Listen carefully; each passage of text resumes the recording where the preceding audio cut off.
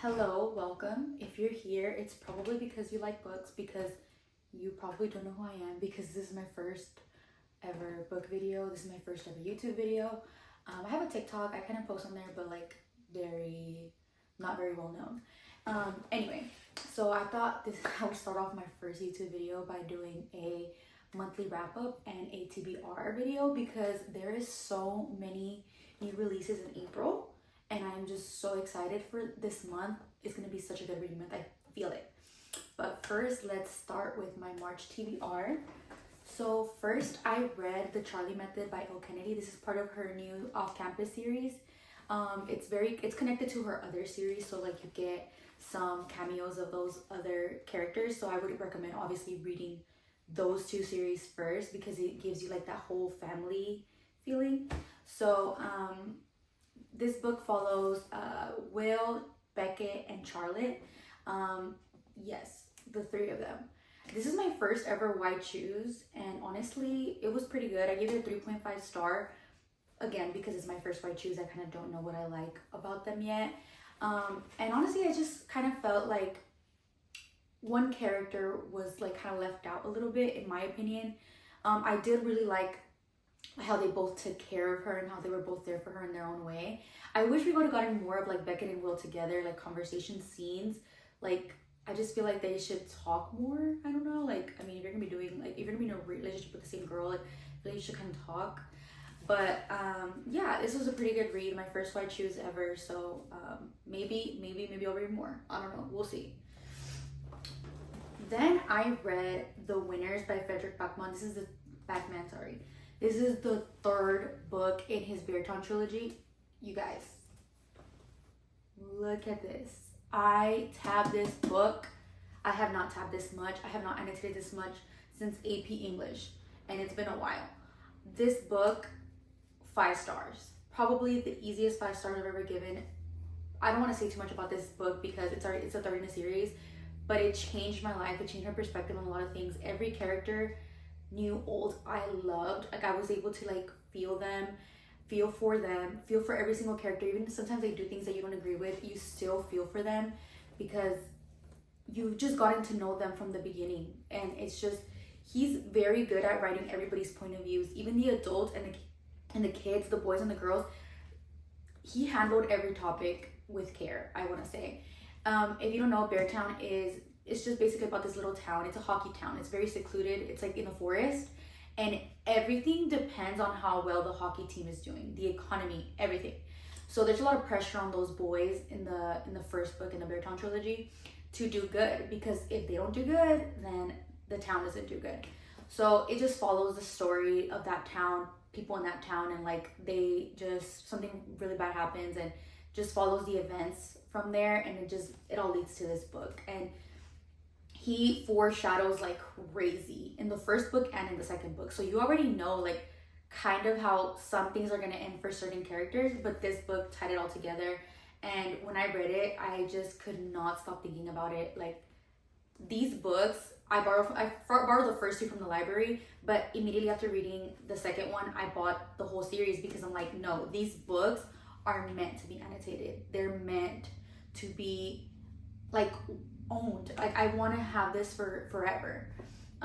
So yeah, that was The Winners by Frederick Backman.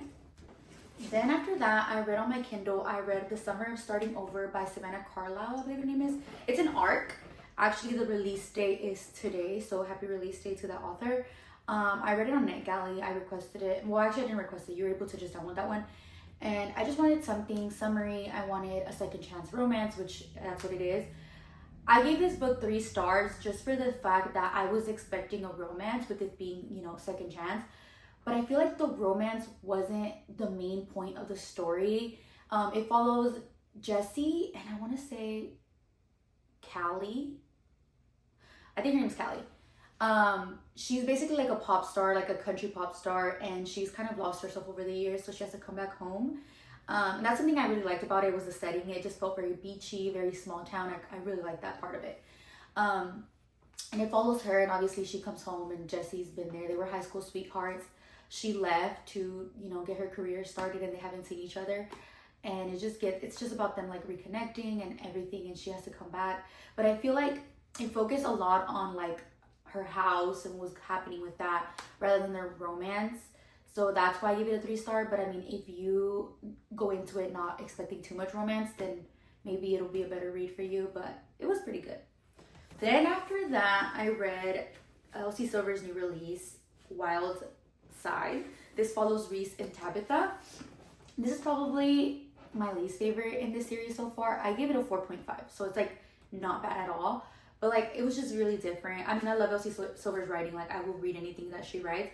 But I don't know, I wasn't very connected with them. The topics are obviously like pretty heavy, and I like that she explored that. But I don't know, I felt like I needed to know Reese a little bit more than I did. I feel like I didn't get like enough of him like I did with the other characters in her series. But I love a single dad romance, and I love the kid in this book, and I love this book, and I love seeing the other characters come up. That's probably my favorite thing about Elsie Silver, is just like seeing cameos of other characters. And I love the town. It's just, oh my gosh, I just love this series. I love all her stuff. So it's not bad. It's just my least favorite, but it was pretty good. I think it's the wrestling that kind of turned me off a little bit. I don't know why I couldn't picture it in my head right. That's my fault. That is not her fault. That's me. But yeah, so 4.5 for this one. And then lastly, I read The Favorites by Lane Fargo. Listen, this book deserves all the hype that it is getting. It deserves all of it. I love this book. It was 5 stars immediately. Like, when I was 100 pages in, I just knew it was gonna be 5 stars. I made a playlist for it. I knew it was gonna be 5 stars because the way it's told, think like Magnolia Parks mixed with Daisy Jones and the Six. It's told in Katerina's point of view, but it also has like an interview style, so you kind of hear from the side characters about what was going on around that time. And it follows Katerina and Heath, and it's like their figure skating couple, and it just follows their journey together, and just it's beautiful. Like, it's a beautiful story because it's real. Katerina is the most powerful main character I've read in a long time. She knows what she wants. She does it. She's unapologetically herself, and she does not lie. Like, she doesn't lie about what she wants. She goes for it. She was always herself. She did some things that we might not agree with, but she was honest about who she was, and I love that about her. And I love that she did everything in her to reach her goals. Like, whenever I was like running, because I did a 5K, I was just thinking about her, and I was like, she wouldn't give up. Like, she would keep going even through this calf pain. So she's inspiring, honestly. The romance was really good. Obviously, like, they both do things that, you know, that you just wouldn't like. But at the end of it, it's like, it's worth it. It wraps up the story nice. I really like this. I liked every character in here, even the ones that you're not supposed to like. I like them. There's some stuff that pissed me off. Like, I wanted to throw this book sometimes, but it just took that much emotion out of me. That means that it was worth the read, and it was definitely worth the 5 stars. So those are all the books I read this month. Now let's get into my April TBR. So this month, I'm probably not going to be reading that many books off my physical TBR, just because there's just so many new releases. So I'm going to basically save this entire month just for my new releases. I am reading currently The No Show by Beth O'Leary. I'm like 70 pages in, sorry.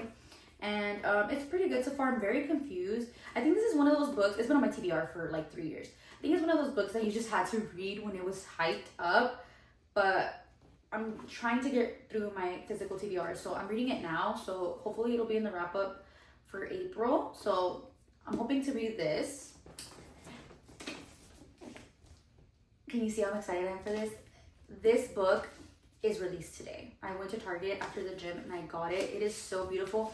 It has a reversible, well, the Target edition has a reversible dust jacket. It's so pretty.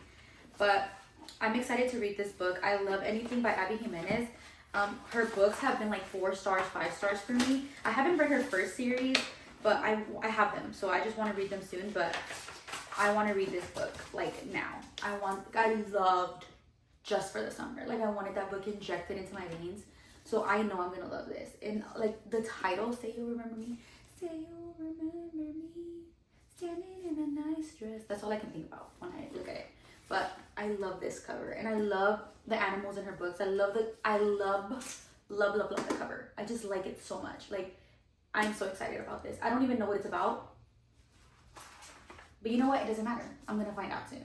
So I love this book. I can't wait to read it. Next, I want to read Fearless by Lauren Roberts. I have her other first two books here. I actually wanted to go see her whenever she did her tour for Reckless.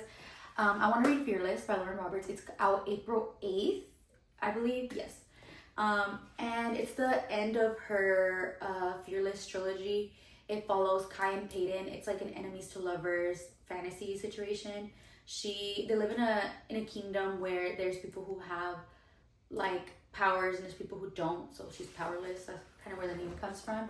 And Kai is the enforcer. So his job is literally to kill people that don't have powers. So it just follows the story from there. I can't really say too much because it's a third book in the series. So yeah, and this is the end of it. So I'm so excited because the last book ended on like kind of a cliffhanger. And people can say they don't like the second book, but I love the second book because once I invested in two characters, once I'm invested in like a character, they could be staring at the wall and I would read it. So I loved it, even though not a lot went on in that second book. I still really enjoyed it. So obviously I don't have that book, so I can't show it. Next, I want to read, what was the name of that book? Let me see. We have a lot of new releases this month. Oh, Wild and Wrangled by Lila Sage is her fourth book in the Rebel Blue Ranch series. I liked all those books. They're a silly, fun time read. They're not like anything groundbreaking. They're cowboy romance, super easy. And that will be out April 15th.